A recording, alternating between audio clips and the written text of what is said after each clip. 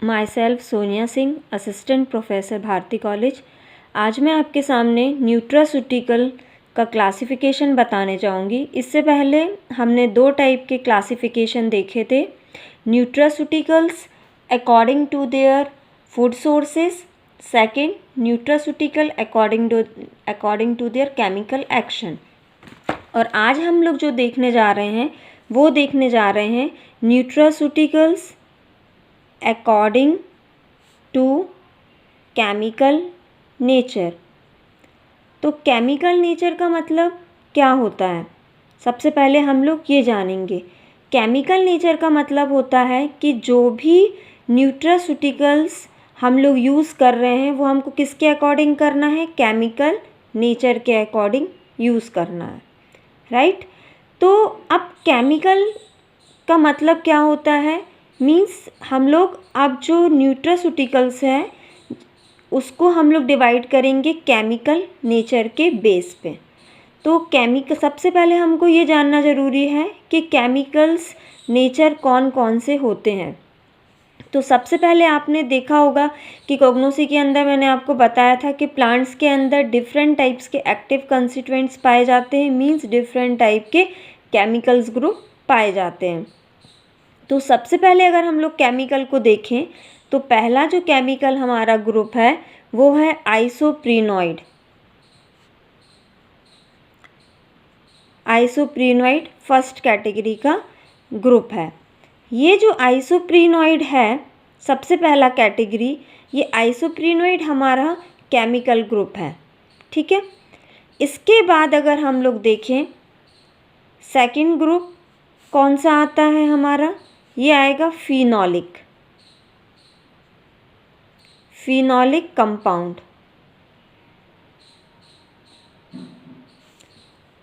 तो फर्स्ट जो हमारा है आइसोप्रीनॉइड ग्रुप और सेकंड है फिनोलिक। तो जो आइसोप्रीनॉइड हमारा केमिकल ग्रुप है जो कि प्लांट्स के अंदर ग्रुप पाए जाते हैं केमिकल नेचर के, इनके अंदर कौन कौन से एक्टिव कंस्टिट्यूएंट्स आते हैं जो कि आइसोप्रीनॉइड कहलाते हैं या फिर जिनको हम लोग न्यूट्रास्यूटिकल्स के फॉर्म में लेते हैं। तो सबसे पहले कैटेगरी के अंदर अगर हम लोग देखें कि आइसोप्रीनॉइड्स के अंदर कौन कौन से एक्टिव कंस्टिट्यूएंट्स आते हैं, तो इसके अंदर फर्स्ट वन जो आएगा वो आएगा कैरोटीनॉइड्स,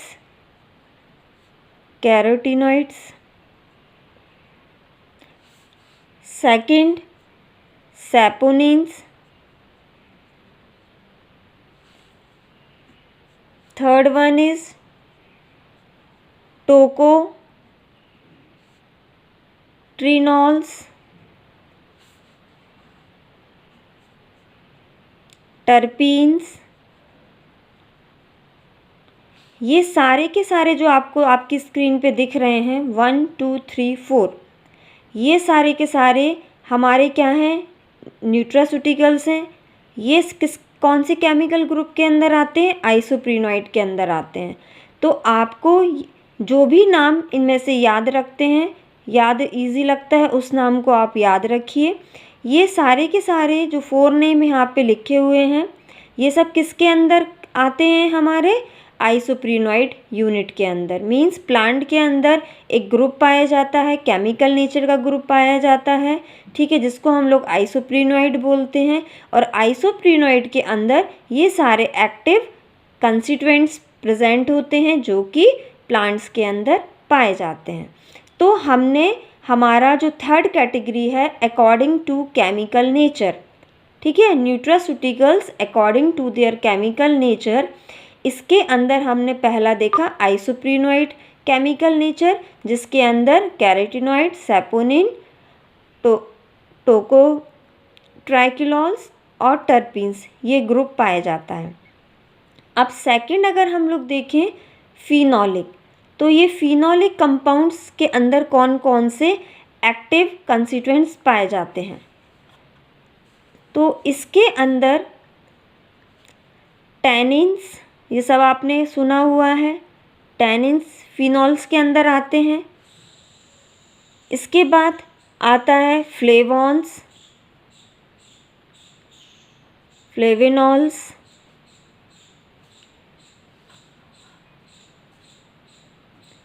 इसके बाद इसके अंदर आता है फ्लेवोनॉन्स,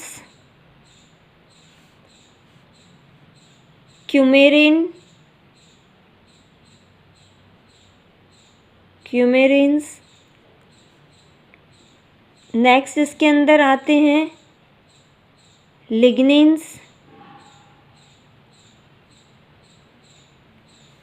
तो जो फिनोलिक हमारा ग्रुप है, ये फिनोलिक जो हमारा ग्रुप है, इसके अंदर टैनिन्स, फ्लेवॉन्स, फ्लेवियॉन्स, क्यूमेरिन्स और लिग्निन, ये इतने टाइप के इसके अंदर क्या प्रेजेंट होते हैं, एक्टिव कंस्टिट्यूएंट।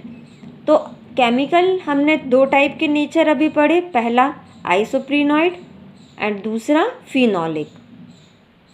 अब हम लोग इसके बाद थर्ड जो पढ़ेंगे केमिकल ग्रुप, वो है हमारा प्रोटीन,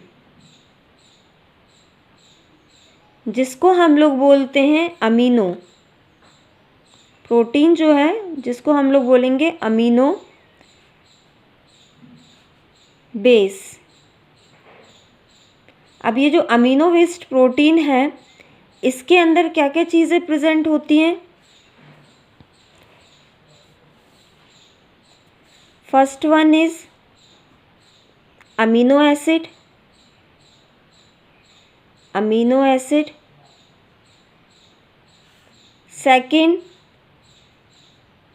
कोलिन,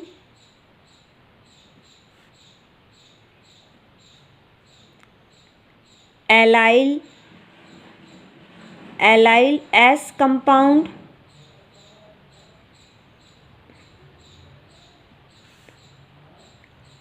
आइसोथायोसाइनाइड, आइसोथाइकोसाइनेट्स।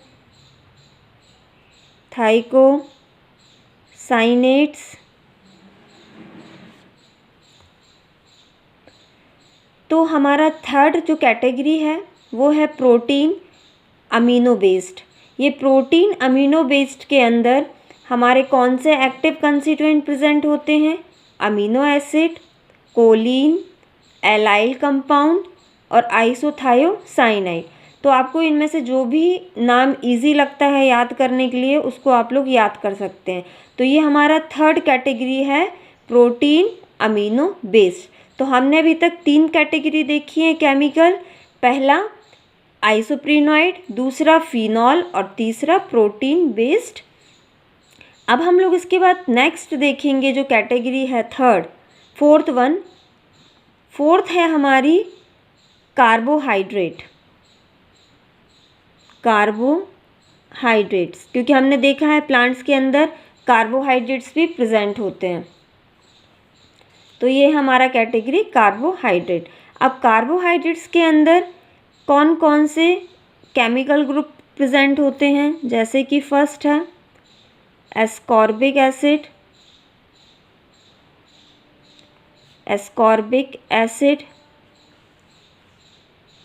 सेकंड इसके अंदर आता है ऑलिगोसैकराइड्स,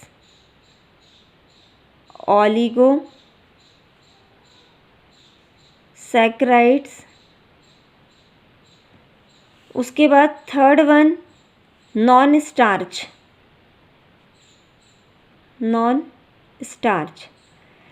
तो ये हमारा जो कार्बोहाइड्रेट कैटेगरी का जो ड्रग है, इस कार्बोहाइड्रेट कैटेगरी की ड्रग में एस्कॉर्बिक एसिड, ऑलिगोसैकराइड्स और नॉन स्टार्च, ये सारी चीज़ें हमारी किसके अंदर आती हैं, कार्बोहाइड्रेट कैटेगरी के अंदर। तो अभी तक हमने 4 कैटेगरीज के बारे में स्टडी किया है। कौन कौन सा, पहला है हमारा टर्पिनोइड्स, दूसरा है हमारा फिनॉल और तीसरा है हमारा प्रोटीन और चौथा है हमारा कार्बोहाइड्रेट। तो कार्बोहाइड्रेट के अंदर हमने क्या क्या चीज़ें देखी, एस्कॉर्बिक एसिड, उसके बाद ऑलिगोसैकराइड्स, नॉन स्टार्च, ये सारी चीज़ों को हमने इसके अंदर स्टडी करा। अब नेक्स्ट हम लोग देखेंगे दूसरी कैटेगरी जो है हमारी, वो कैटेगरी का नाम है हमारा फैटी एसिड्स। जो फोर्थ हमारी 5th कैटेगरी है वो है हमारी फैटी एसिड। अब फैटी एसिड जो हमारी कैटेगरी है, इसके अंदर कौन कौन से एक्टिव कंस्टिट्यूएंट प्रेजेंट होते हैं जिनका नेचर फैटी एसिड होता है। तो इसके अंदर जो हमारी कैटेगरी आती है वो आती है पूफा, इसके बाद आता है मूफा, लेसिथीन और नेक्स्ट इज स्फिंगोलिपिड्स।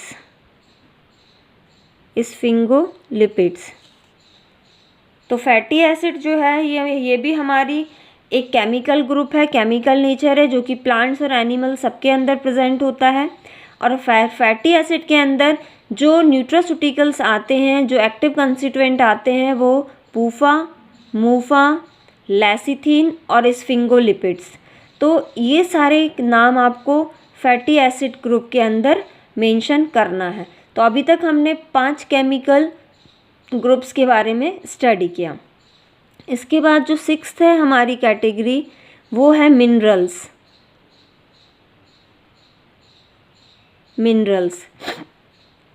तो ये मिनरल्स जो होते हैं, हमारी बॉडी को मिनरल्स की बहुत ज़रूरत होती है, राइट। जब भी हमारी बॉडी में मिनरल्स की कोई भी कमी हो जाती है तो हमको बाहर से टैबलेट, कैप्सूल, सिरप्स यूज़ करना पड़ते हैं। तो मिनरल्स जो हैं, ये कौन कौन से मिनरल्स होते हैं ये आप सबको पता है, like calcium, Fe, K, potassium, copper, zinc. ये सारे मिनरल्स हैं जो कि हमारी बॉडी में डेफिशिएंसी हो जाने के कारण हम लोग इसको एक्सटर्नल सोर्स मीन्स बाहर से टैबलेट फॉर्मुलेशन के फॉर्म में इसको यूज़ करते हैं, लेते हैं। तो ये सारी चीज़ों को आपको याद रखना है कि केमिकल ग्रुप में मिनरल्स है जिसमें हम लोग कैल्शियम, Fe, K, कॉपर और जिंक को यूज़ करते हैं। अब इसके बाद जो हमारी लास्ट केमिकल नेचर की जो कैटेगरी आती है 7th नंबर, जिसको हम लोग बोलते हैं माइक्रोबियल।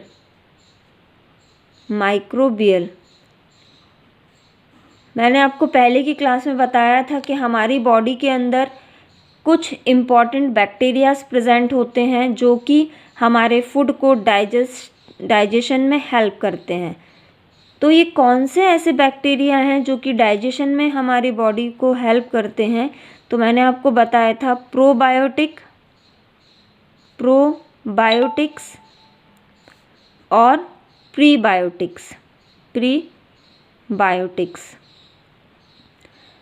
तो ये बैक्टीरियाज जो होते हैं ये हमारी बॉडी के अंदर प्रेजेंट होते हैं और जब भी हम लोग कोई खाना फूड इनटेक करते हैं तो ये हमारी बॉडी के अंदर वो फूड को डाइजेशन करने में हेल्प करते हैं।